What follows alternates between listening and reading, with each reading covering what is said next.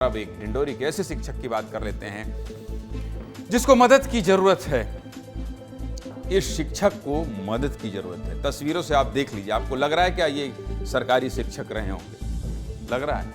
अगर नहीं लग रहा है इसलिए तो हम आपको खबर दिखा रहे हैं। अगर आप 8 बजे टीवी खोलेंगे और न्यूज चैनल देखेंगे तो आपको क्या दिखाई देगा? धर्म के नाम पर होती बहस, जातियों के नाम पर होती राजनीति, चीखना चिल्लाना। लेकिन ये विस्तार न्यूज है। मैं भी चीखता हूं, ऐसा नहीं कि मैं नहीं चीखता हूं, लेकिन मैं आईएएस संतोष वर्मा जैसे लोगों के खिलाफ चीखता हूं। और मैं इन जरूरतमंदों को जरूरत पहुंचाने के लिए चीखता हूं।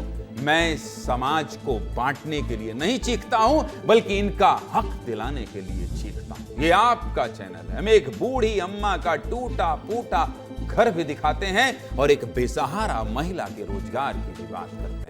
हम मंत्रियों से सवाल भी पूछते हैं और अच्छा काम करने पर अधिकारियों की तारीफ भी करते हैं, लेकिन सिर्फ और सिर्फ आपकी खबरें दिखाते हैं। और ऐसी ये खबर मध्य प्रदेश के डिंडोरी से आई है, जहां एक सरकारी शिक्षक को मदद की जरूरत है। पूरी खबर क्या है आप देख लीजिए, प्रशासन तक ये बात पहुंचा दी। मामला मध्य प्रदेश के डिंडोरी का है। डिंडोरी के कुतरी प्राइमरी स्कूल में पढ़ाने वाले शिक्षक धनीराम पिछले 14 सालों से निलंबित हैं और अब लकड़ियां बेचकर अपना घर चला रहे हैं। तत्कालीन कलेक्टर बी चंद्रशेखर ने उन्हें 2011 में निलंबित किया था। कलेक्टर का डिंडोरी से ट्रांसफर हो गया, लेकिन इस शिक्षक की जिंदगी आज भी वहीं पर अटकी हुई है, वहीं पर अटकी हुई है। निलंबन की वजह सुनेंगे तो और भी हैरान हो जाएंगे। 2011 में जब जनगणना हुई थी तब ये टीचर अपनी ड्यूटी पर 2 घंटे देर से पहुंचा था और 2 घंटे की इतनी बड़ी सजा। अरे भाई, टीचर का काम पढ़ाना है। अगर स्कूल नहीं आते, बच्चों को ठीक से नहीं पढ़ाते या पढ़ाने में कोई लापरवाही करते तो समझ आता कि निलंबन हो गया। लेकिन जनगणना के काम में 2 घंटे की देरी होने पर 14 साल का बनवास, 14 साल का निलंबन, ये तो सरासर अन्याय है। इस पर बात करना जरूरी है। इस शिक्षक की हालत देखिए। कोई कह सकता है कि ये सरकारी टीचर है? दिन भर के 100-150 रुपए कमाने के लिए एक सरकारी शिक्षक को मजदूरी करनी पड़ रही है, लकड़ियां बेचनी पड़ रही है, जबकि नियम कहते हैं कि निलंबन के बाद भी शिक्षकों को जीवन निर्वाह भत्ता मिलता।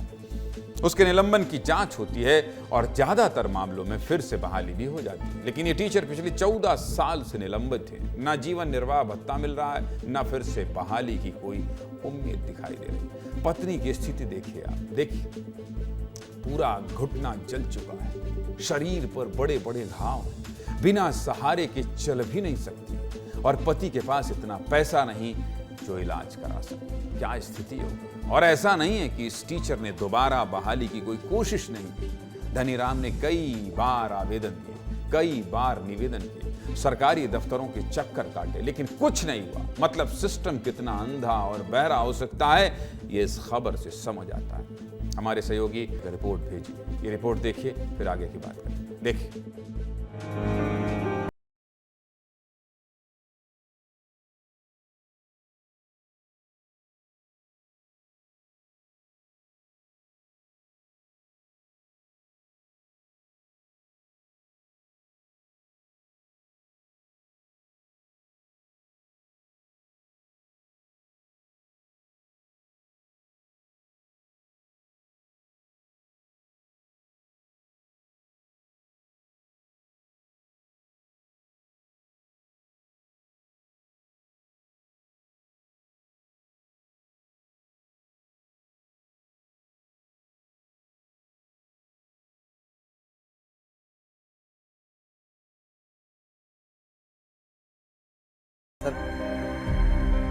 अब का करे, अब मोर स्थिति ला देख के अब करथे बर नहीं बूता, लकड़ी बेचना, ककरो घर मिट्टी फेंके ला जाना।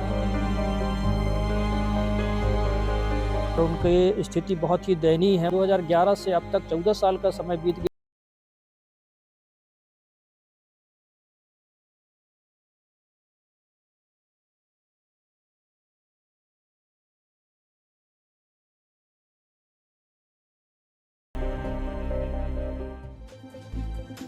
जैसे ही हमें इस शिक्षक के बारे में पता चला तो हमारे सहयोगी तुरंत कलेक्टर अंजू भदौरिया के पास गए और उनसे सवाल पूछा कि भाई 2 घंटे देरी की इतनी बड़ी सजा क्यों। तो कलेक्टर ने भी इस बात को समझा और कहा कि डिंडौरी में शिक्षकों की कमी है, कागजी काम पूरा करके जल्द से जल्द उनकी बहाली करेंगे। सुनिए कलेक्टर क्या कह रही है, सुनाइए जरा। मैं इसको दिखवाती हूँ और अगर ऐसा इतने लंबे समय से वे सेवा से विरत हैं तो निश्चित रूप से हमारे यहाँ शिक्षकों की भी कमी है, तो मैं प्रयास करूँगी कि हम नियम के साथ उनकी बहाली की कार्रवाई में कर सकूँ। कहीं ना कहीं संभवतः शासकीय कारणों से या शासकीय कर्मचारियों की लापरवाही तो मैं इसको कहूँगी ही, पर दिखवाते हैं उनकी जितनी मदद हो सकेगी मैं प्रयास करूँगी नियम से कि हम उनको वो जीवन निर्वाह भत्ता भी दिला पाएँ और सेवा में भी पुनः बहाल कर सकें। अंजू भदौरिया जी, जब मैं आपको सुन रहा था तो मुझे उम्मीद ही नहीं, यकीन हो रहा था कि ये जो शिक्षक का हाल है, इस हाल से आप इस शिक्षक को निकालेंगी। और मैं क्यों आपसे इस उम्मीद के साथ कह रहा हूं कलेक्टर मैडम, क्योंकि कुछ दिन पहले मैंने एक खबर दिखाई थी और मैंने ये लिखा था, इन आंसुओं की कीमत समझ गई कलेक्टर। जन भावनाओं को आप समझती हैं, आप इस तकलीफ को समझती हैं, इसलिए आपसे उम्मीद है, हम यकीन करते हैं कि हम बहुत जल्द इसी सीधे मुद्दे की बात के कार्यक्रम में ये दिखाएंगे कि कलेक्टर ने एक ऐसे मजबूर शिक्षक का दर्द समझा, एक मजबूर शिक्षक की पत्नी के कष्ट को समझा महिला होने के नाते, और आज शिक्षक अपनी नौकरी कर रहे हैं। बहुत यकीन के साथ कह रहा हूं, क्योंकि ये दर्द आप देखकर मुझे नहीं लगता है कि इनके साथ न्याय नहीं कर पाएंगे, क्योंकि इसके पहले आपने मजदूर के साथ भी न्याय किया है। बहुत उम्मीद और यकीन के साथ सीधे मुद्दे की बात यही है कि कलेक्टर अंजू भदौरिया जी, मेरा भी निवेदन स्वीकार कर लीजिएगा।